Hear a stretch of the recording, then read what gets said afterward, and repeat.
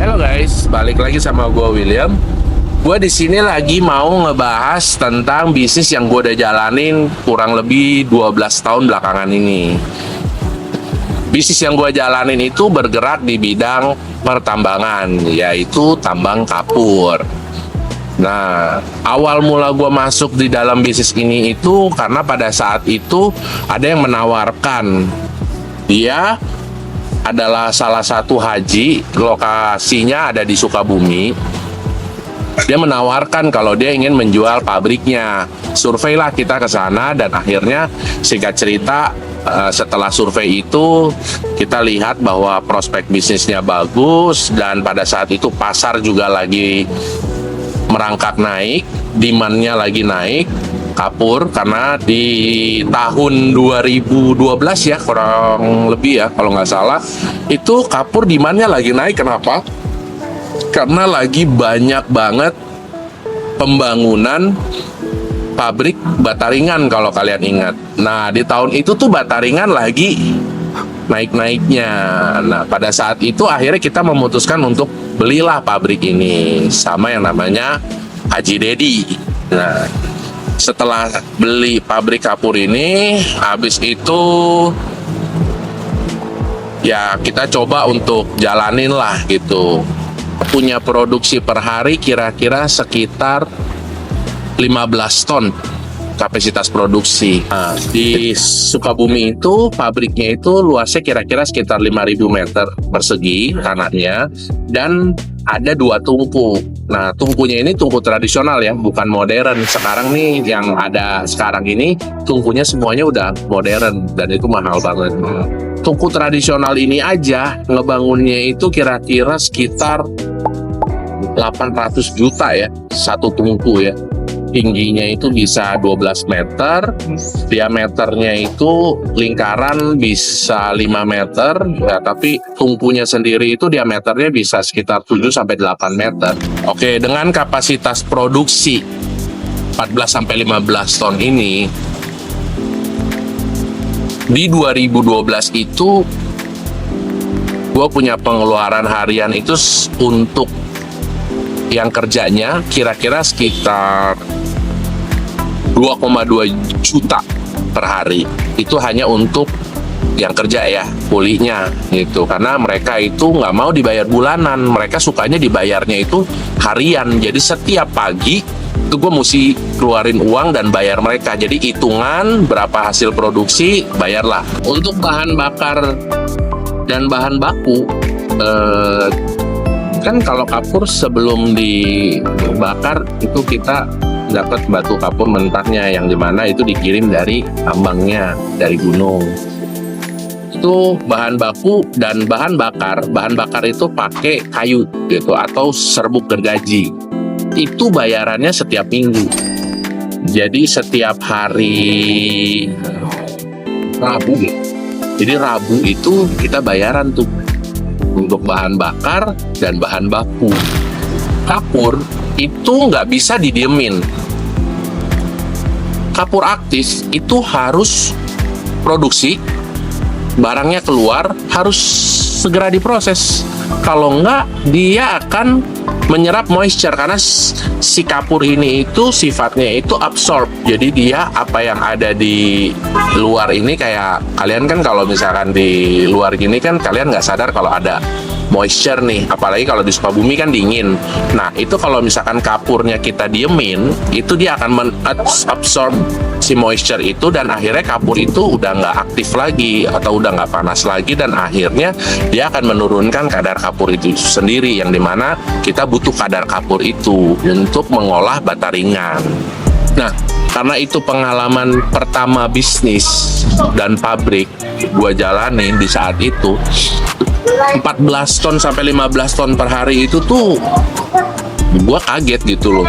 Ini barang sebanyak ini gue jualnya kemana? Gue kirim kemana? Tapi karena pabrik itu sudah pernah dijalankan oleh si Haji Dedi sebelumnya, akhirnya kita mau nggak mau pelan-pelan yang ngikutin aja sama pasar yang udah ada, yang dia pernah jual ke siapa, dia pernah buang barang ini kemana, ya kita ikutin pasar itu. Awalnya tuh itu, baru kita sambil pelan-pelan nyari order.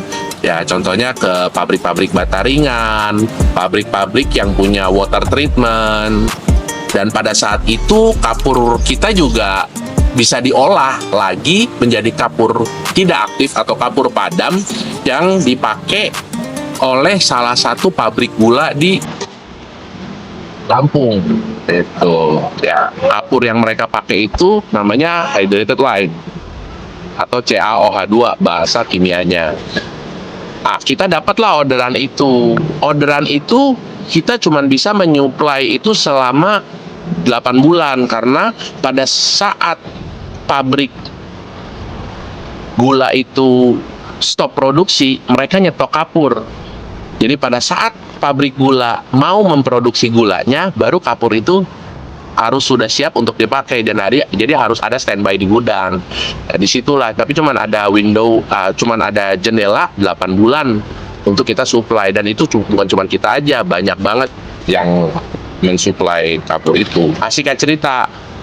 Kondisi dan situasi pasar pada saat itu masih sangat-sangat bagus, masih on demand kapur ini, karena di Tangerang itu sendiri banyak banget pabrik-pabrik baru bata ringan. Nah pada saat itu juga di Tangerang lagi rame-ramenya orang-orang tuh banyak bikin pabrik bata ringan, dari lokal sampai ke asing itu masuk ke pasar Indonesia, beramai-ramai berinvestasi untuk ngebangun pabrik bata ringan. Makanya demand-nya kapur sangat tinggi banget gitu loh. Satu pabrik itu bisa pakai kapur 80 sampai 120 ton. Minimal pabrik itu butuh 50 sampai 60 ton, itu tuh udah kecil sih. Itu pada saat itu ya. Kalau dari sisi kita, pabrik kesulitan menjalani bisnis kapur ini tuh ada banyak banget faktornya.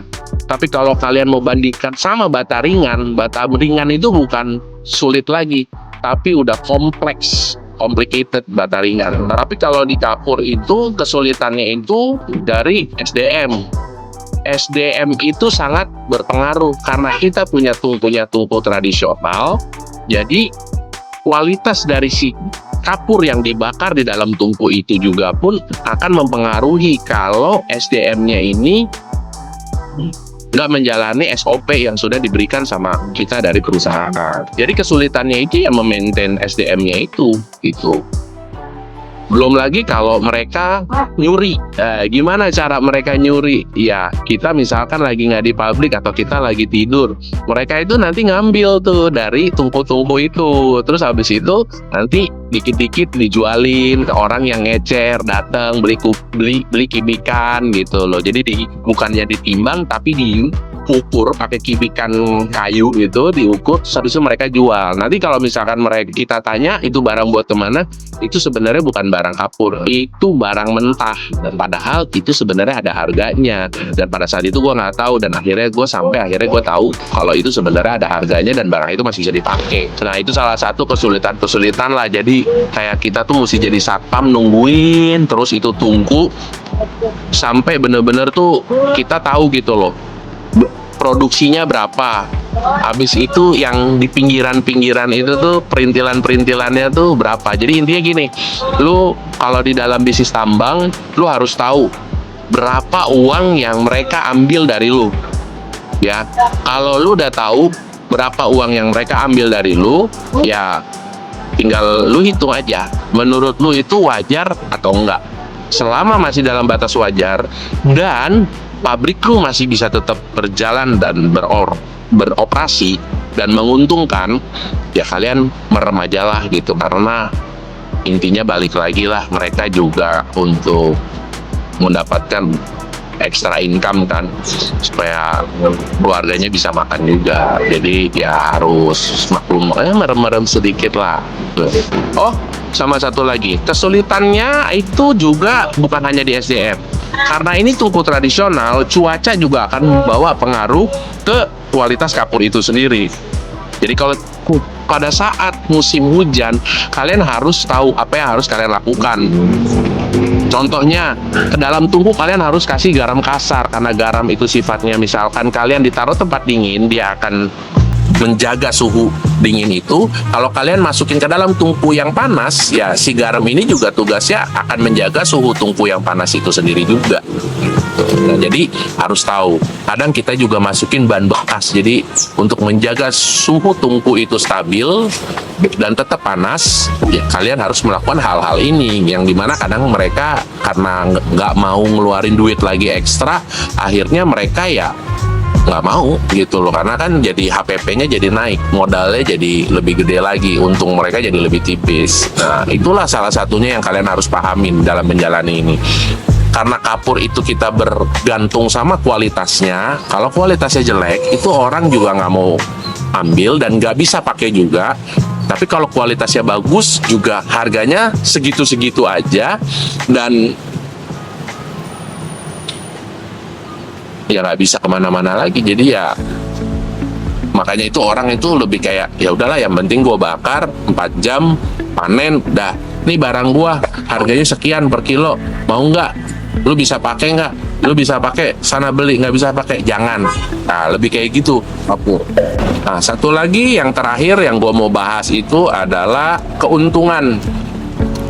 Ya kalian hitung aja, kalau misalkan dalam satu hari kalian bisa memproduksi 14-15 ton kapur, anggap saja kalian punya keuntungan 60 perak per kilo. Dengan 15 ton kalian sudah bisa mendapatkan 900.000 per hari. Ya, dari situ aja kalian udah bisa berhitung. Dengan 900.000 dikali 30 hari. Dan kapur itu tungkunya nggak boleh mati, karena nyalainnya itu mahal. Dia manasin tungku perlu waktu sekitar 5 hari sampai 7 hari sampai tungku itu panas. Baru bisa kalian bisa mulai produksi dan panen setiap hari. Itu mahal, karena kalian mesti bayar batunya dari yang mentah, dan kalian juga mesti bayar bahan bakarnya, yaitu serbuk itu kan nggak gratis. Terus kalian juga tetap mesti bayar orang yang kerja selama 5-7 hari itu biayanya kalau dihitung-hitung bisa kurang lebih 30-40 juta, mungkin bisa sampai 50 juta gitu. Ya begitulah kira-kira. Nah, buat kalian yang di luar sana masih tertarik untuk bisnis kapur, ya kalian bisa tanya-tanya aja di kolom komentar. Nanti gue bakal bantu kasih kisi-kisi lah buat kalian gitu, karena gue udah 12 tahun, jadi gue udah tahu gue mesti jawab apa dengan pertanyaan-pertanyaan yang kalian mau ajukan. Untuk saat ini kapur masih on demand nggak? Untuk kapur aktif atau CAO masih ada demandnya, tapi untuk kita bisa menyetarakan standar kita dengan tungku tradisional sama tungku modern itu udah jauh dan susah dan berat. Ya, jadi kalau kapur itu kita mainnya kemana? Kita mainnya di treatment aja, waste treatment, water treatment. Kalau kalian ke Bataringan, kalian udah nggak bisa bersaing lagi sama yang namanya tungku modern. Kenapa? Tungku modern memang mahal. Itu mesinnya aja bisa mungkin hari ini 40 miliar, kalian harus siapin uang loh untuk mesinnya, instalasinya, tanahnya, izin, wah dan lain-lain deh. Tapi mesin itu kalian ambil batu dari gunung mentah, masuk ke dalam mesin, keluar jadi kapur, bener-bener keluar langsung ada hasilnya, dan itu kapasitasnya gede sekali. Satu hari kurang lebih bisa 200 ton. Ya kalian siapin lah pasarnya, dan ingat ya, mesinnya mahal, kualitasnya ada, ya otomatis HPP-nya juga tinggi, yang dimana nanti harga jual kalian juga akan lebih tinggi daripada tungku tradisional. Nah, itu punya pasarnya sendiri. Sekarang yang dibutuhkan itu adalah CAO. Ya betul, CAO. Harga juga sekarang sudah menyesuaikan, karena yang mereka butuhkan sekarang adalah kualitas. Dan untuk Bataringan dan pabrik gula itu mereka masih sangat membutuhkan kapur aktif ini. Tapi dengan catatan kadar CaO-nya itu harus 90%. Dan itu yang bisa produksi cuman tungku modern. Kenapa tungku tradisional nggak bisa? Karena tungku tradisional ditungguinnya sama manusia, bukannya jalan secara otomatis, masuk barang keluar hasilnya, produknya gitu. Nah, tungku tradisional ditungguin sama manusia 24 jam. Kalau dia ketiduran aja 1 jam, suhu tungku turun aja, udah barangnya mentah itu buat 2-3 hari ke depan. Untuk naikin suhu lagi itu butuh waktu kan soalnya kan, karena sama dia nggak dimasukin bahan bakarnya itu, serbuk gergajinya itu. Ya, oke, buat kalian yang nonton video ini, terima kasih udah nonton videonya. Ya, buat kalian yang punya pertanyaan, tulis aja di kolom komentar, nanti gua akan bantu jawab.